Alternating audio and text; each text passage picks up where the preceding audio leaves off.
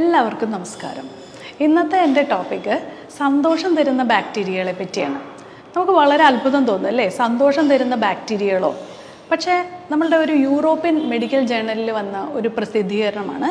അതായത് ഈ പറയുന്ന ഡയാലിസ്റ്റർ ആൻഡ് കോപ്രോകോക്കസ് എന്ന് പറഞ്ഞ രണ്ട് ബാക്ടീരിയയുടെ ആബ്സൻസ് പലരിലും ഡിപ്രഷൻ വരുത്തുന്നു എന്നുള്ള പഠനം.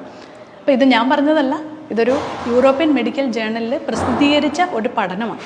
അപ്പോൾ പലപ്പോഴും പലരും തെറ്റിദ്ധരിക്കുന്ന ഒന്ന്, അതായത് എനിക്ക് എന്തോ തലയ്ക്ക് ഒരു പ്രശ്നമുണ്ട്, അല്ലെങ്കിൽ ഞാൻ ശരിയാവില്ല എന്ന് അവർ തന്നെ അവരെ മുദ്ര കുത്തുന്ന ഒരു അവസ്ഥയാണ് ഡിപ്രഷൻ.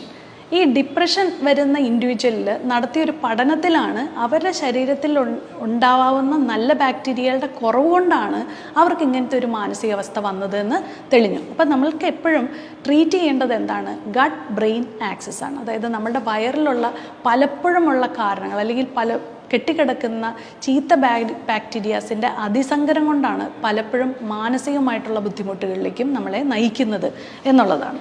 അപ്പോൾ ഇതിനകത്ത് നമ്മൾ ഏറ്റവും മനസ്സിലാക്കേണ്ടത്, ഒരു വ്യക്തി അവർക്ക് ഡിപ്രഷൻ അല്ലെങ്കിൽ അവർക്ക് അങ്ങനെ മാനസികമായിട്ടുള്ളൊരു ബുദ്ധിമുട്ട് വന്നു എന്ന് പറഞ്ഞ് നമ്മളുടെ യോഗാശ്രമിലേക്ക് വരുമ്പോൾ ഞങ്ങൾ ഏറ്റവും ആദ്യം ചോദിക്കുന്നത് അവരുടെ വയറെങ്ങനെയാണെന്നുള്ളതാണ്.